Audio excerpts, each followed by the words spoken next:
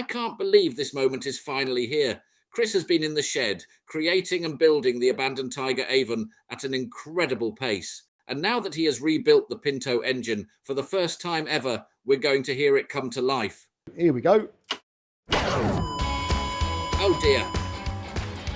Hello everyone, welcome back to another update on our Tiger Avon, Avon Rescue, and we'll show you what we've been doing.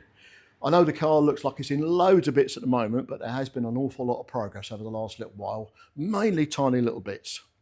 Just getting the engine wiring done, sorting out the engine cooling system, getting the carburetor level, getting the radiator mounted on the front. But it does now run. Yeah, I'm not going to try and kid you and say, oh, let's turn it over and you'll watch the marvel of it firing up for the first time, because we all know that's nonsense. What we'll do is in a little while, we'll show you that it does turn over, it does run. I can't run it for very long because we haven't got the radiator all hooked up yet, but at least we'll be able to hear the thing come to life. For the first time in 24 years, it'll actually breathe fire. So, and then what we're going to try and do, last time we did a how-to with the hammer forming, and I'd like to try and do the same again, but this time we'll do it with powder coating, because I've got a little home DIY powder coating system, and it's really good for doing little brackets and bits and pieces. So if I show you how I've done it, and then maybe you might want to invest in the same sort of thing. So that'll leave the intro for now. I might show you what we're going to do in details. If you've been thinking of a project and might like to see a how it's done video, drop us a line in the comments section. And while you're at it, please take a moment to hit the subscribe button and give us a like. Now let's get back to the shed. Right, now we start looking at a few different details. One of the big changes is I've made the pedal box cover. Now it looks absolutely huge at the moment, because you've got to remember I've moved the whole pedal box forward 5 inches from its original location. So it's hanging a long way into the engine bay. It's in bare aluminium at the moment, and it will look a lot less obvious once it's actually painted black or wrapped. We don't know which way we're going to go yet. But you can see now it's all in place, throttle cables in, choke cables in, both of which are working. So we've now got a complete control assembly in and working in the car. Everything's nice and firm.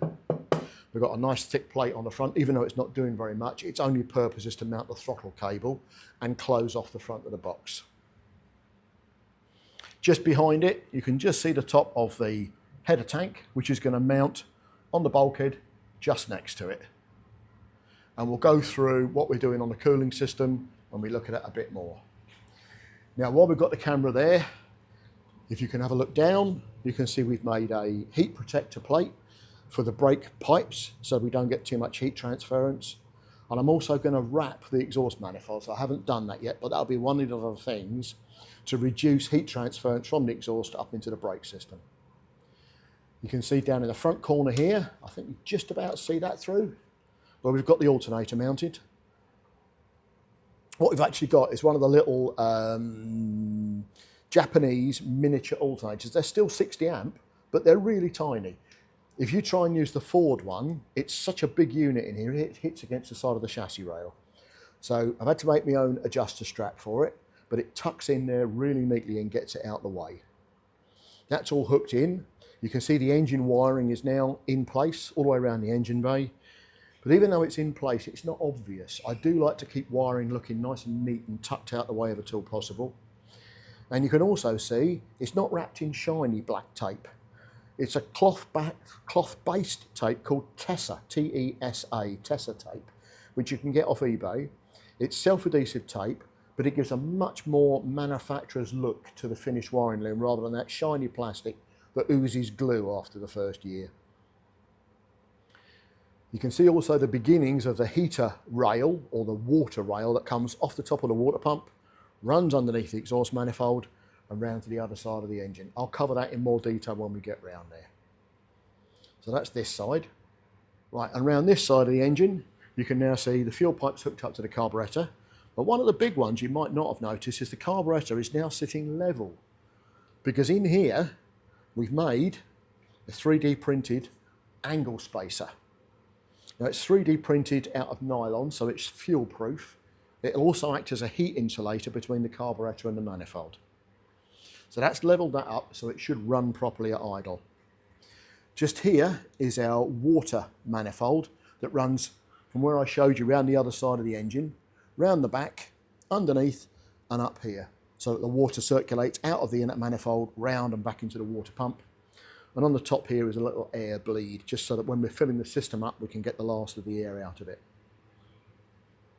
Just back from here, you can see the throttle linkage. Now, I could have used the original Ford one, which is a pressed tin bracket, but it lifted the cable up too high and it hit the bottom of the bonnet. So I actually made my own bracket here and my own control arms out of pieces of aluminium, machined out. And this second one here is for the return spring. So we've now got proper throttle movement. There's no free play on it, everything's nice and tight. We're on a single cable because we're only running a single carburetor. We haven't got that much load on it, but we have got dual return springs because an awful lot of motorsport people insist you have 2 throttle return springs. So we've got those on there. This little bit here that you can see is a temporary switch panel, so we can actually run the engine up. The big advantage of having it out here rather than running it off the controls in the dash is I can see exactly what's going on, and if I need to turn it off, I can do. I can work the throttle at the same time as I can work the ignition, and I can see exactly what's going on all the way around the engine bay. Right, now let's talk radiators. When I got the kit, you know, the whole idea was the budget build, and it came with a radiator. And I assumed, I don't know, so please don't think this is any accusation, I think this was a Tiger radiator. I can't be sure because it just came with the kit. What made me think it wasn't a standard car one was the angle on these bottom tubes. Fan switch at the top here, so it was designed to be fitted at about that angle inside the nose cone. But because it's only a single core, because it's this deep, the bottom end hung out the bottom of the nose cone. I think I showed you that in a previous video. So it gave me a worry about how do I protect this. Secondary, when it's sitting at that angle, you can see where this hose goes. So even if I turn that immediately into a straight, I've got an air trap all the way across the top of the radiator, which has no way of getting the air out. But I persisted with it. I made this mounting frame so that it would sit on the front of the car at the right angle, and it also mounted the rad fan. And I kept going until a point where I'm just about to order silicone hoses to make it work. And then realised I don't need this hose, so I was going to try and take this one out. And I tried heating it up to see if I could unsolder it to weld a little patch over, and the same here to get rid of the fan switch because I'm not going to use this style switch. And on a Sunday morning I suddenly thought, what the hell am I doing? Fighting this radiator to try and make it work. Let's go and have a look what else is available. So I went onto eBay, and would you believe, 60 quid, brand new, aluminium, well not brand new, sorry, new to me, 3-core thick, came off an old Chevron race car. So I know it's going to cool my poor little Pinto quite happily.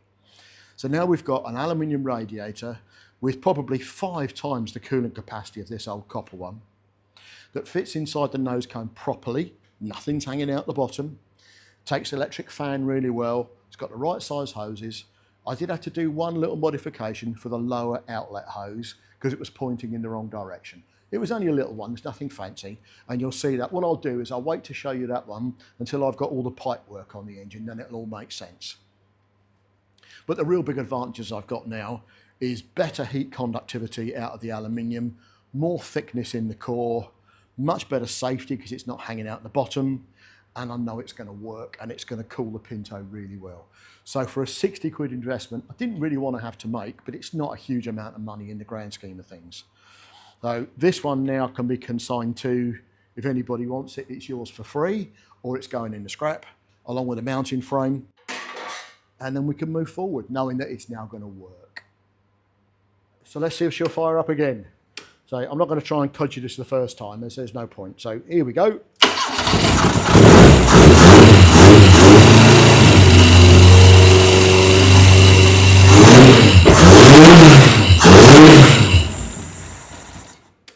Well, there you go. She lives, finally, at last. I've still got another little baffle that I can put on the exhaust if it sounds a little bit too loud, but we're getting about 50, 55 pounds oil pressure cold. Engine sounds sweet, there's no cam noise, so really pleased with that. Getting quite a bit of heat coming off the exhaust manifolds. They're not wrapped yet, so that's to be expected, but that'll help things down there. And we've still got to put the springs between the pipes and the collector, so otherwise it'll just work itself off. They're the jobs to do while the exhaust is off.